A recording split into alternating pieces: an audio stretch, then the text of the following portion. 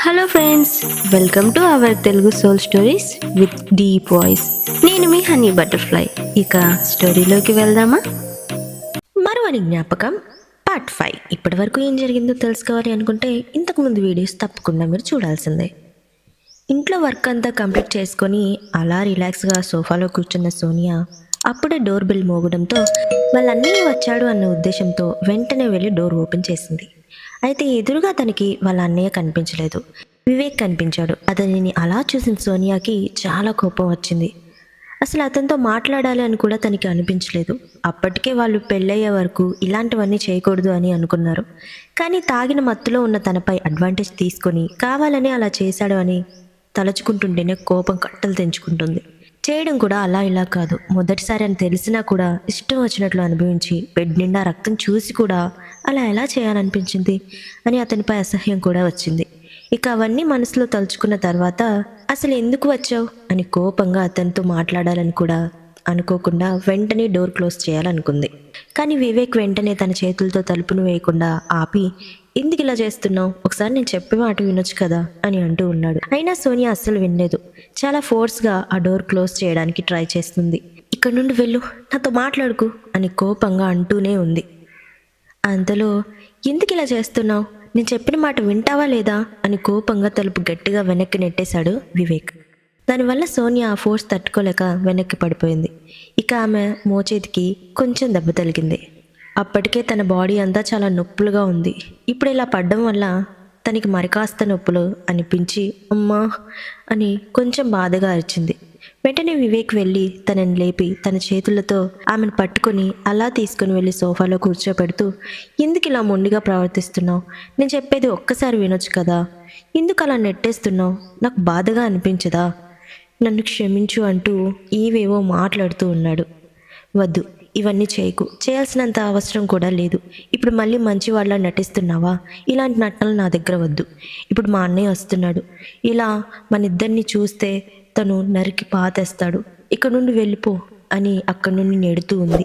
వివేక్కి సోనియాతో మాట్లాడాలని ఉంది, కానీ ఇప్పుడు వాళ్ళ అన్నయ్య వస్తాడు కాబట్టి తప్పనిసరిగా అక్కడి నుండి వెళ్ళాలి. కనుక ఏం మాట్లాడలేక సైలెంట్గా అక్కడి నుండి వెళ్ళిపోయాడు. అయితే అతను వాళ్ళ ఫ్లాట్ దాటి 2 అడుగులు ముందుకు వేసేసరికి వెంటనే డోర్ క్లోజ్ చేసింది సోనియా. ఇక అలా అతను ముందుకు వెళ్ళిన తర్వాత అతనికి వాళ్ళ అన్నయ్య ఎదురుగా వచ్చాడు.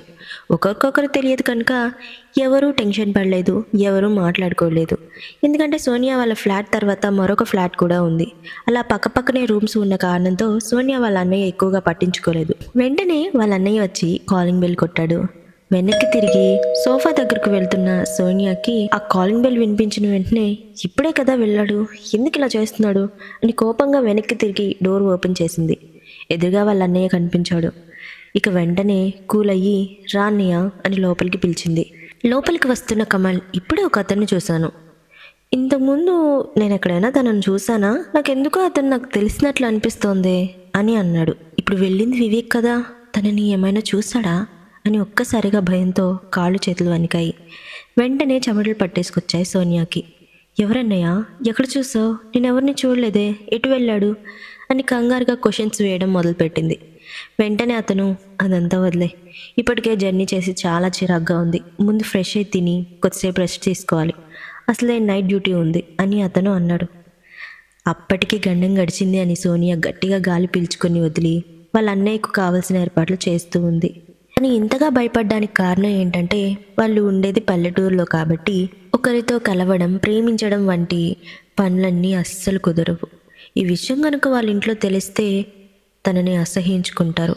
వయసు పెరిగింది కనుక తనని తిట్టి కొట్టి ఏం చేయకపోయినా కూడా ఇప్పటి వరకు తనకి ఉన్న వాల్యూ మొత్తం తన ఇంట్లో పోతుంది. దానివల్ల సోనియా ఈ విషయం ఎవరికీ తెలియకుండా ఉండడానికి చాలా కష్టపడింది. ఇలా ఉండగా సోనియా వివేక్తో మాట్లాడడం చాలా వరకు ఆపేసింది. ఆ రోజు తర్వాత వారం రోజులు సోనియా వివేక్తో అస్సలు మాట్లాడలేదు. అతన్ని చాలా ఇగ్నోర్ చేసింది. అలానే ఆన్లైన్లో మొత్తం తనని బ్లాక్ చేసింది. ఇక ఆఫీస్లో కూడా వాళ్ళ గురించి ఎవరికీ తెలియదు కనుక ఎవరూ అంతగా పట్టించుకోలేదు. డ్రింక్ చేసిన తర్వాత ఎలా ఉంది అని అందరూ టీజ్ చేస్తుంటే తనకి డ్రింక్ విషయం కంటే ఎక్కువ వివేక్ తనని అలా చేసిన విషయమే గుర్తొస్తోంది. ఆ విషయంపై ఇంకా కోపం ఎక్కువ అవుతుంది. అలాగే ఆఫీస్లో ఉన్నప్పుడు తనతో మాట్లాడడానికి కానీ తనని కలవడానికి కానీ ప్రయత్నించాడు కనుక దానివల్ల సోనియా అతనిని ఇంకాస్త ఇగ్నోర్ చేసింది. తను వారం రోజులు దాటిపోతున్నా కూడా అతనిపై కోపం తగ్గించుకోలేదు. ఎవరూ లేని సమయంలో కొంచెమైనా తనతో మాట్లాడాలని ఒక అడుగు ముందుకు వేసినా కూడా సోనియా అక్కడి నుండి లేచి వెళ్ళిపోవడం కానీ లేదా ఎవరో ఒకరితో తనే మాట్లాడడం కానీ చేస్తూ ఉంది. అయితే అలా రోజులు గడుస్తూ ఉండగా ఒకరోజు వాళ్ళ గ్రూప్ మెంబర్స్ అందరూ కూడా కలిసి మాట్లాడుకుంటూ ఉన్నారు. వాళ్ళు మాట్లాడుకుంటున్న మాటల్లో సోనియా జాబ్ విషయం వాళ్ళ మధ్యకు వచ్చింది. అదేంటి అలా అంటున్నారు, ఎవరికైనా ఒకటే కదా అని తన జాబ్ విషయం ఆమె మాట్లాడుతూ ఉండగానే పక్కనే ఉన్న వాళ్ళ కొలీగ్, అదేలా సాధ్యం, అందరికీ నీలా లక్కీ ఛాన్స్ రాదు కదా, మేమంతా ఎంత కష్టపడతామో తెలుసా, నీకైతే నీ స్టడీ అయిపోయిన వెంటనే జాబ్ వచ్చింది, ఆ తర్వాత అన్నిటికంటే ముఖ్యంగా మన మేనేజర్ వివేక్ సార్ నీకు హెల్ప్ చేశారు, అందుకే నీకు వచ్చింది అని వాళ్ళు మాట్లాడుతూ ఉన్నారు. ఒక్కసారిగా సోనియా షాక్. అదేంటి, నాకు వివేక్ సార్ హెల్ప్ చేయడం ఏంటి అని అంది. అవును, నువ్వు మెరిట్ స్టూడెంట్ అని వివేక్ సార్ తన ఫ్రెండ్కి రికమెండ్ చేయడం వల్ల ఆయన నీ సర్టిఫికేట్స్ అన్నీ చెక్ చేసి ఒక ఛాన్స్ ఇవ్వాలన్నట్లు వెంటనే జాబ్ ఇచ్చారు. లేదంటే మన కంపెనీలో ఇంత ఈజీగా జాబ్ వస్తుంది అనుకుంటున్నావా అని అన్నారు. అలా వివేక్ వల్ల తనకు జాబ్ వచ్చిందన్న విషయం తెలిసిన వెంటనే తనకు నోట మాట రాలేదు. అంటే ఇంత పెద్ద జాబ్ నేను నా టాలెంట్ వల్ల వచ్చింది అనుకున్నాను, తను నాకు ఇప్పించాడా, కానీ ఎందుకు అని చాలాసేపు ఆలోచిస్తూ కూర్చుంది సోనియా. అలా కొద్దిసేపు గడిచిన తర్వాత ఎంతోమంది క్యూలు కడితే తప్ప రాని ఛాన్స్ నాకు వచ్చింది, అది కూడా తన వల్ల. తను నా గురించి ఇంతగా ఆలోచిస్తుంటే నేనెందుకు తనతో ఇలా ఉంటున్నాను, నేనెందుకు తన విషయంలో ఇంత కఠినంగా మారిపోయాను, తను నన్ను తన మనిషిగా అనుకుంటున్నాడు కాబట్టే నాకు రికమెండ్ చేసి జాబ్ వచ్చేలా చేశాడు అని తన గురించి పాజిటివ్గా ఆలోచించడం మొదలుపెట్టింది. ఆ క్షణం తనకి వివేక్తో మాట్లాడాలని చాలా అనిపించింది, కానీ 2 వారాలుగా తనతో మాట్లాడుకున్న తనని ఇగ్నోర్ చేస్తూ అసలు ఏమని మాట్లాడాలి, తను నాకు జాబ్ ఇప్పించాడు అన్న ఉద్దేశంతో నేను తిరిగి మాట్లాడుతున్నానేమో అనుకుంటాడు కదా అని మనసులో రకరకాల క్వశ్చన్స్ తనకి మొదలయ్యాయి. అయినా కూడా ఒకసారి ట్రై చేయాలి, లేదంటే తను నా చేయి జారిపోతాడు. అసలు ఈ కంపెనీలో తన కోసం ఎంతోమంది వెయిట్ చేస్తున్నారు, కానీ తను ఎవరితో మాట్లాడలేదు, నా కోసమే వెయిట్ చేశాడు. అలాంటి వ్యక్తిని నేను అస్సలు వదిలిపెట్టకూడదు అని మనసులో అనుకుంటూ వెంటనే అతనికి కాల్ చేసింది. ఇక్కడితో ఈ పాట ముగింపు.